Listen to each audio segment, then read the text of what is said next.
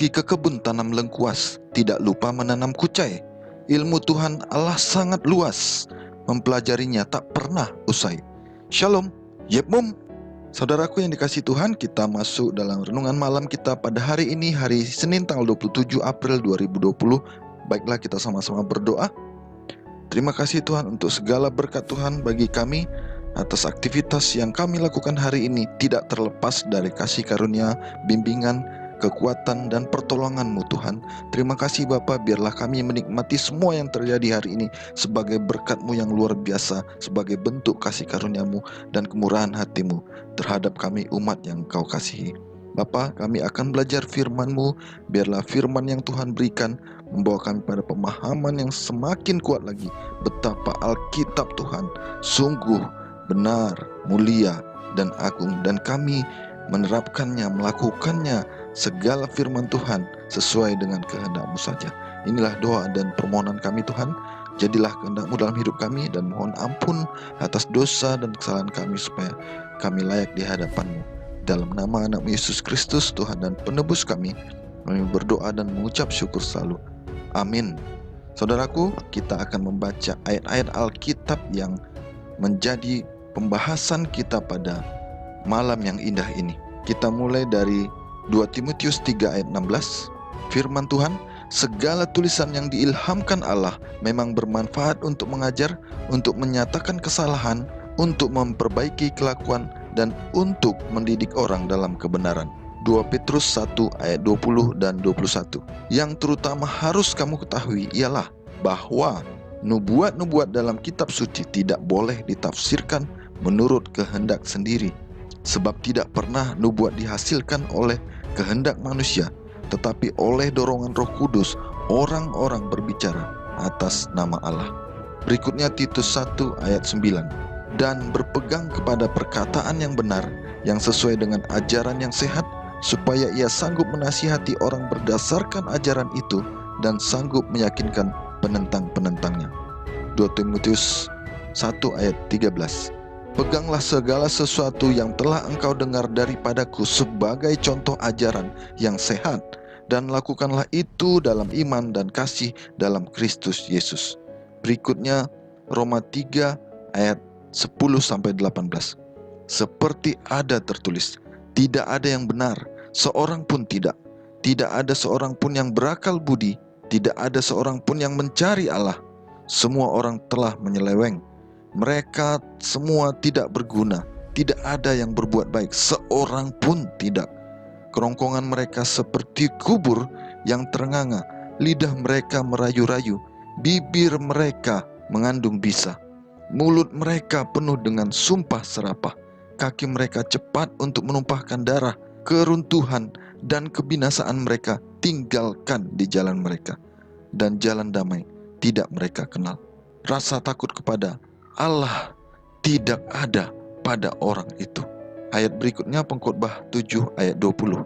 Sesungguhnya di bumi tidak ada yang saleh, yang berbuat baik dan tak pernah berbuat dosa. Mazmur 14 ayat 2 dan 3. Tuhan memandang ke bawah dari sorga kepada anak-anak manusia untuk melihat apakah ada yang berakal budi dan yang mencari Allah. Yang berikutnya Mazmur 5 ayat 9 sampai 10. Sebab perkataan mereka tidak ada yang jujur, batin mereka penuh kebusukan, kerongkongan mereka seperti kubur terenganga, lidah mereka merayu-rayu. Mazmur 10 ayat 7. Mulutnya penuh dengan sumpah serapah, dengan tipu dan penindasan.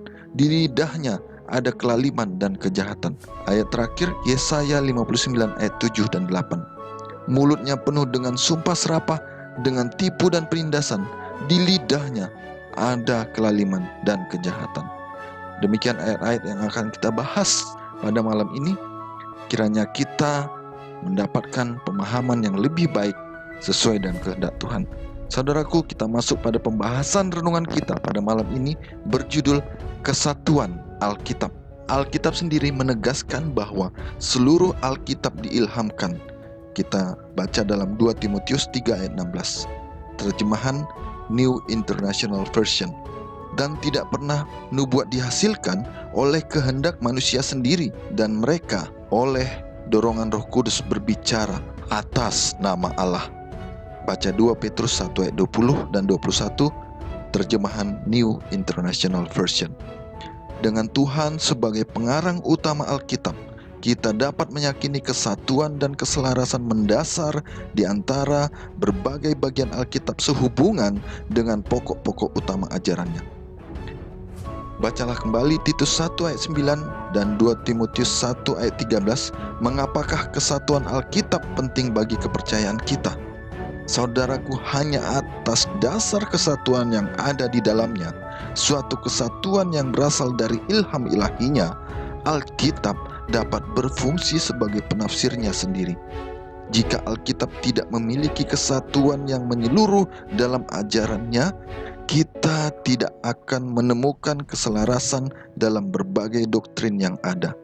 Tanpa kesatuan Alkitab, gereja tidak akan memiliki cara untuk membedakan kebenaran dari kesalahan dan untuk menyanggah ajaran bidat. Tidak akan ada dasar untuk menerapkan disiplin atau mengoreksi penyimpangan dari kebenaran Tuhan. Alkitab akan kehilangan kekuatannya yang meyakinkan dan membebaskan. Yesus dan para penulis Alkitab menerima kesatuan Alkitab yang didasarkan pada asal usul ilahinya. Kita dapat melihatnya ketika mereka mengutip beberapa kitab Perjanjian Lama dengan selaras dan sama bobotnya. Kita baca Roma 3 ayat 10 sampai 18. Di sini Paulus menggunakan kutipan Alkitab dari Pengkhotbah 7 ayat 20, Mazmur 14 ayat 2 dan 3, Mazmur 5 ayat 9, Mazmur 10 ayat 7, dan Yesaya 59 ayat 7 dan 8. Para penulis Alkitab memandang Alkitab sebagai satu kesatuan yang tidak terpisahkan dan berkaitan secara keseluruhan, di mana tema-tema utama dikembangkan lebih lanjut. Tidak ada pertentangan antara Perjanjian Lama dan Perjanjian Baru. Perjanjian Baru tidak mengandung Injil baru atau agama baru. Perjanjian Lama dibukakan dalam Perjanjian Baru, dan Perjanjian Baru dibangun di atas Perjanjian Lama. Dengan demikian, kedua perjanjian ini memiliki hubungan timbal balik di mana keduanya saling menjelaskan.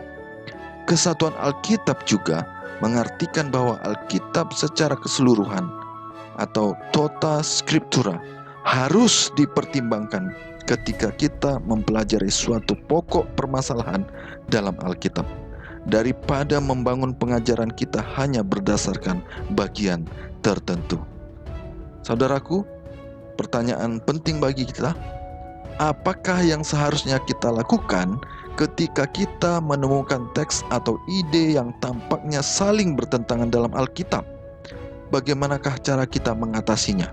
Baiklah, saya mengambil contoh kisah tentang Matius, salah satu murid Yesus, dalam Matius 9 ayat 9 sampai 13, Markus 2 ayat 13 sampai 17, dan Lukas 5 ayat 27 sampai 32.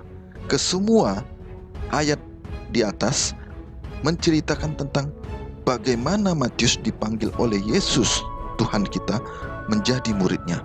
Tetapi dalam ayat-ayat tersebut terjadi perbedaan nama. Dalam Matius 9 namanya adalah Matius, tetapi dalam Markus 2 dan Lukas 5 namanya adalah Lewi. Apakah itu orang yang berbeda? Ternyata tidak. Kita pelajari secara apologetik, itu menyatakan seorang yang sama, yang adalah Matius murid Yesus dan juga penulis kitab Matius dalam Perjanjian Baru. Apa perbedaannya? Matius adalah nama dalam bahasa Yunani dan Lewi adalah nama dalam bahasa Ibrani, di mana Matius berarti pemberian Yahweh atau pemberian Allah. Dan apa yang kita bisa lihat dari Matius ini adalah dia merupakan seorang yang konsisten, tegas, dan benar-benar memberikan dirinya kepada Allah. Dia berbeda dengan Zakheus dan Nikodemus. Zakheus adalah orang yang sama-sama sebagai pemungut cukai dengan Matius.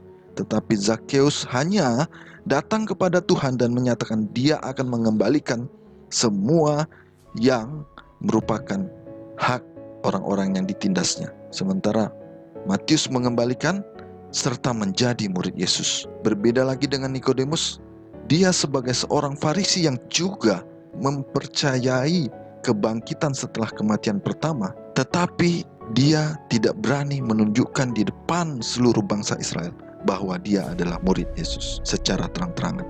Dan Matius ini adalah seorang yang mengabarkan Injil selama 15 tahun di Yerusalem. Setelah itu dia mengabarkan firman Tuhan di beberapa negara di luar negara Israel. Salah satu kisah dikatakan bahwa Matius adalah seorang martir yang dibunuh dengan tombak di Ethiopia. Saudaraku, kita perlu memahami bahwa Alkitab menerangkan dirinya sendiri.